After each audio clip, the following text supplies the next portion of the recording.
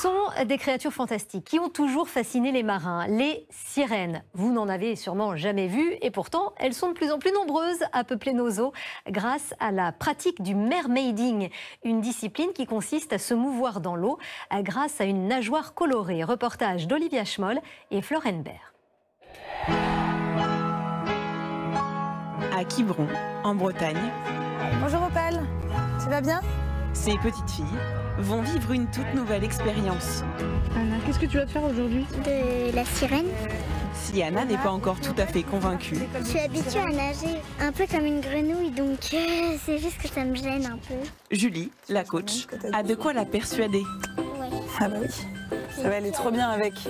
Une nageoire de sirène assortie à son maillot de bain orange. Le groupe est paré, direction la piscine. Vous allez me suivre, hop. Au bord du grand bain vient le moment le plus attendu de la séance. Ça va faire comme des petites chaussettes. Les pieds viennent se glisser dedans et on vient appuyer sur la plaque tout doucement pour nager. Enfiler son costume de sirène. C'est trop serré. Voilà. Comparé au pantalon, ça fait pas du tout pareil là. Non. Un passage délicat, mais nécessaire pour entrer dans la peau du personnage. Julia, tu vas y aller en premier, on y va jusqu'au bout.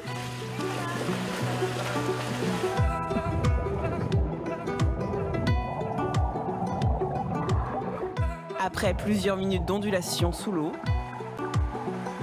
On a vraiment l'impression que nos jambes sont collées, ça fait une sensation un peu gluante. C'est naturel pour moi, enfin, je me sens moi-même. Anna aussi est conquise. C'est un peu agréable. J'ai l'impression d'être une sirène. Est-ce que vous êtes prêtes? Se glisser pour quelques instants dans la peau d'une sirène. Un rêve devenu accessible grâce à la pratique du mermaiding. Pour les adultes comme pour les enfants, il existe aujourd'hui une vingtaine d'écoles en France. Une pratique sportive qui sollicite les abdominaux et les jambes. Déjà très répandu aux États-Unis, le mermaiding conquiert chaque année de nouveaux adhérents dans l'Hexagone.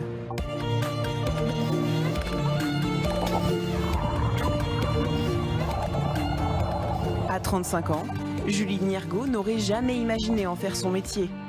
Je suis enseignante de mermaiding, instructrice sirène, maître nageuse, éducatrice sportive, je ne sais pas comment le définir.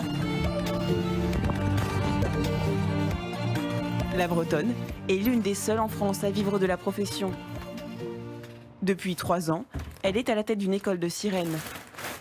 Maître nageuse de formation, Julie découvre le mermaiding sur son lieu de travail. Très vite, elle en observe les bienfaits. J'avais une élève qui était bloquée dans son apprentissage, elle n'arrivait pas à mettre la tête dans l'eau, elle avait hyper peur. Et j'étais par hasard invitée à un spectacle de sirène. Elle est venue au spectacle, quand je l'ai récupérée après, elle a directement sauté dans l'eau en disant « Oh, moi aussi je veux être une sirène !» Et là, du coup, toutes ses peurs s'étaient envolées. Yes. Elle décide alors de consacrer tout son temps à cette pratique. Les vertes, les Et pour noires, ouvrir sur son le école, taille. Julie a dû investir dans ses équipements. Les élèves, ils vont nager avec des monopalmes comme ça qui sont entourés de néoprène. Donc ça flotte. Et par-dessus, simplement, on met le costume. J'ai pas regardé toutes les Une tenue de base qui vient d'Allemagne ou des États-Unis et qui coûte au minimum 150 €. Un investissement qu'elle rentabilise en multipliant les services. Cours en piscine, anniversaire, enterrement de vie de jeune fille, mais aussi sortie en mer. Allez, on est parti.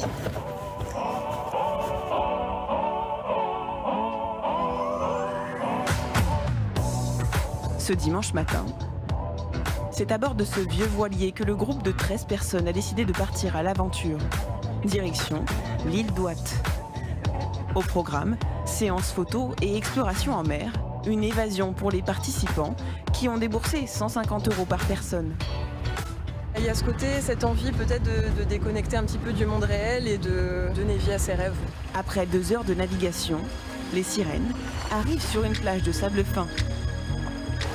C'est magnifique. Le paradis breton.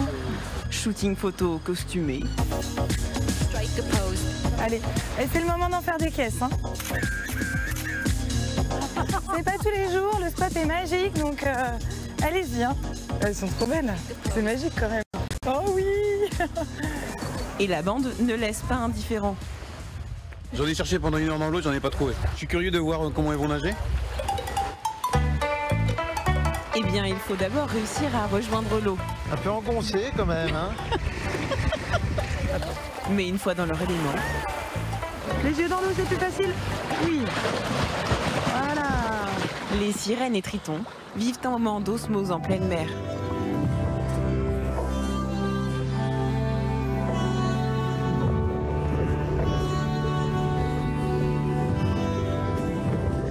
Contrairement à la plongée sous-marine, par exemple, où on a les bouteilles dans le dos, etc. Là, il y a une sensation de liberté, en fait. Cette façon de glisser dans l'eau qui devient aussi fluide qu'un poisson. C'est d'ailleurs ce qui a séduit Frédéric, venu avec sa femme et sa fille. De voir un homme en nageoire, ça peut paraître étonnant parce qu'il y a le mythe des sirènes, mais on ne parle jamais des tritons en fait. Faire de la sirène père-fille, c'est sympa. C'est quand même bien physique, hein. Elles ont bien du mérite. Une pratique inclusive de plus en plus répandue. Alors, si vous en croisez lors de votre prochaine sortie en mer, à vous de décider si elle relève du rêve ou de la réalité.